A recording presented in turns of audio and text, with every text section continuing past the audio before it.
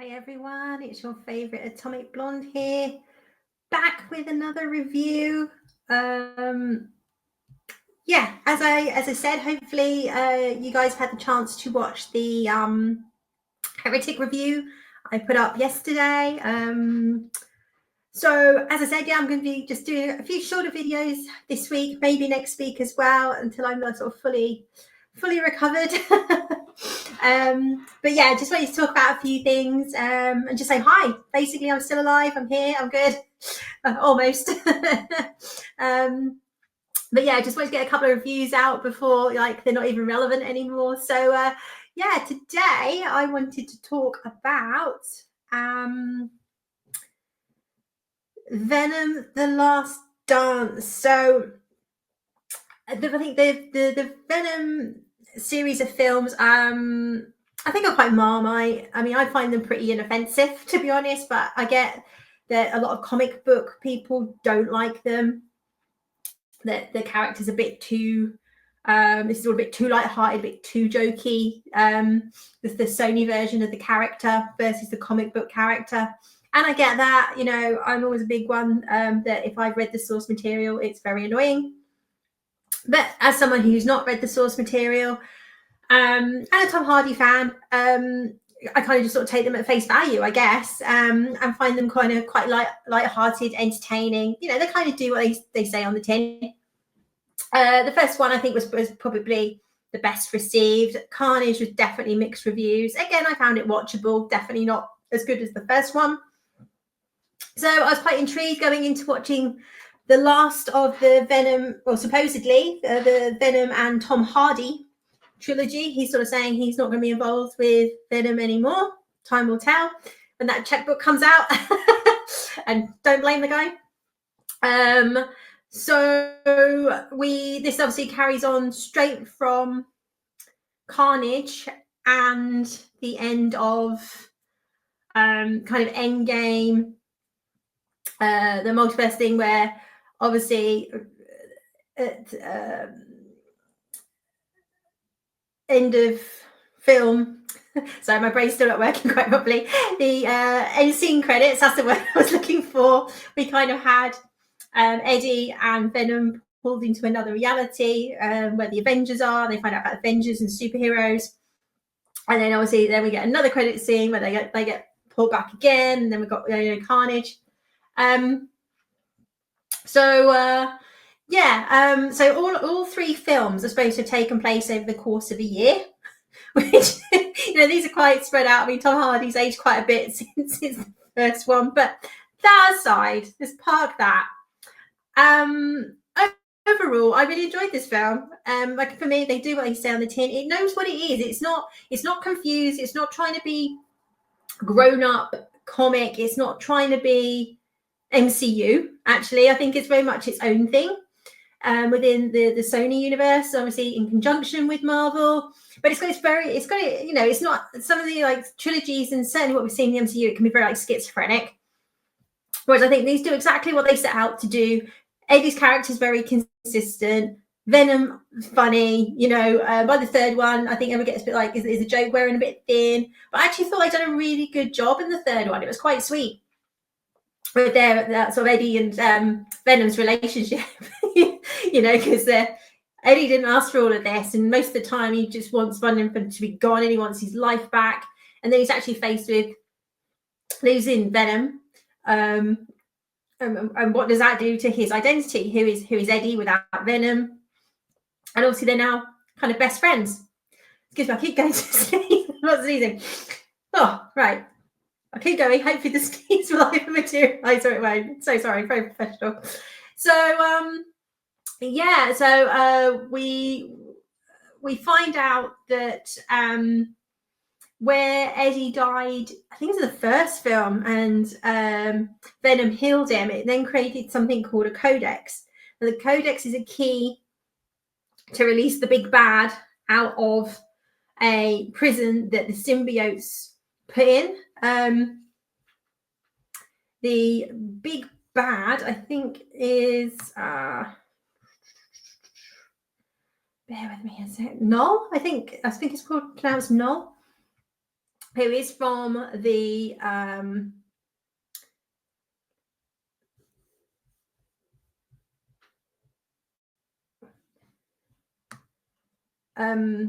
comics. So I'm just really not with it. Might have to do some editing on this one. Yeah, I'm just trying to find the synopsis here. So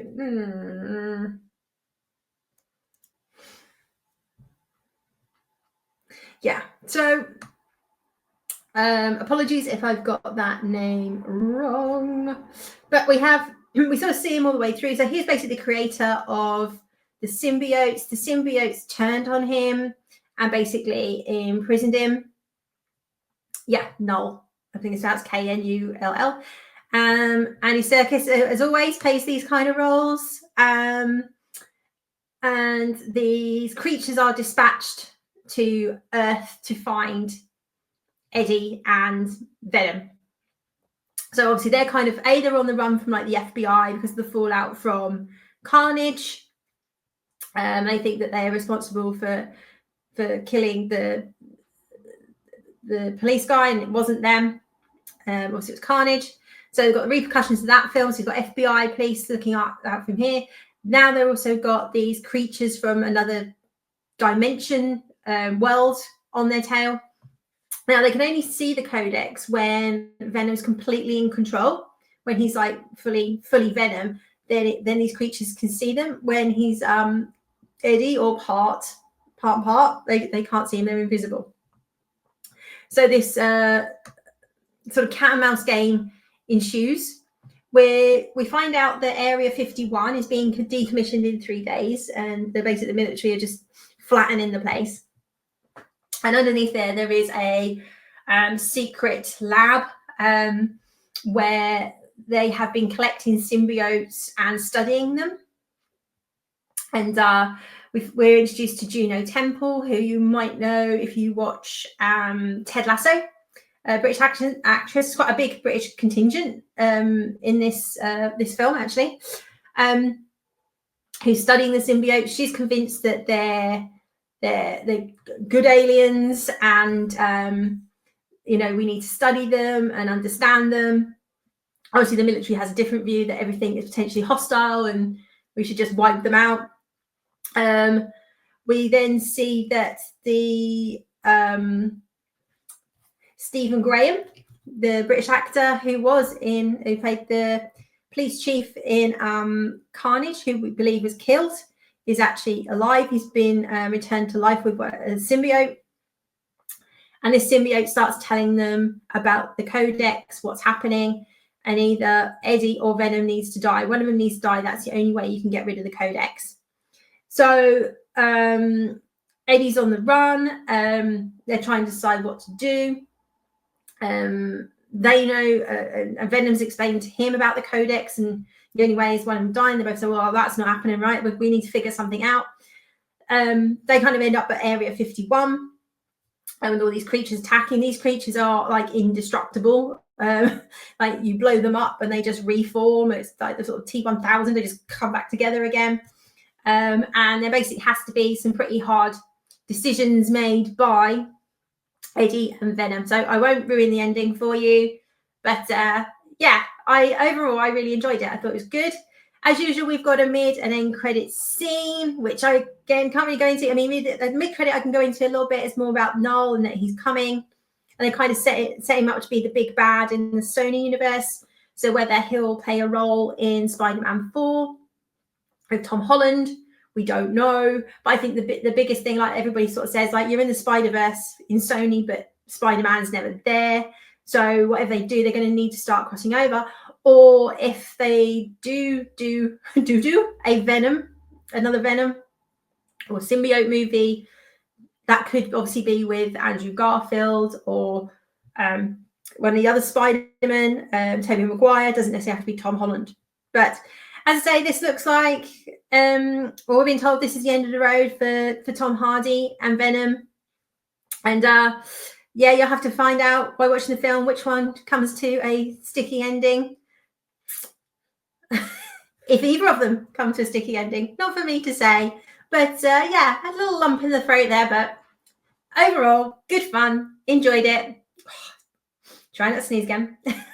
This is ridiculous. You tell you why I haven't been making videos. Yeah, overall, like, look, it's a Venom film. It does what it says on the tin. There's a great thing where Eddie gets a lift from this like hippy dippy family, and the father. And I was sitting there going, is Reese Ifans who plays Martin? He sort of, all he wants to do is like see aliens, and they're going to Area 51 because it's been decommissioned, and all he wants to do is see aliens, and they end up getting pulled into this drama. But again, it's quite sweet, it's quite funny, and quite a nice little side character for Venom and Eddie to play off of. So if you like the first two, certainly if you like the first one, I think you'll really enjoy the third one. I think it's gone down pretty well. It's been quite well received.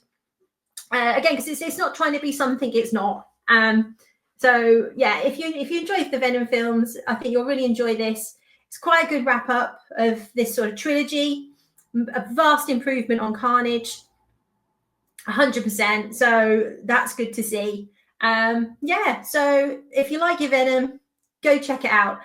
As always, let me know what you think. Did you hate it? Just go, oh, what are you talking about? Or did you enjoy it too? I mean, I think, like I say, they're pretty harmless. They're just there to entertain. And for me, it did that. So let me know what you think in the comments, as always. As I said, I'll be dropping like little reviews for about 10-15 minutes over the next week or two, as you keep seeing. I'm struggling a little bit, trying not to sneeze or cough or lose my voice or something. But anyway, I'll soldier through. Hope you're enjoying these little sound bites. I'll be back again shortly with my roundup of the Penguin. So you all take care, and I'll see you soon. Bye-bye.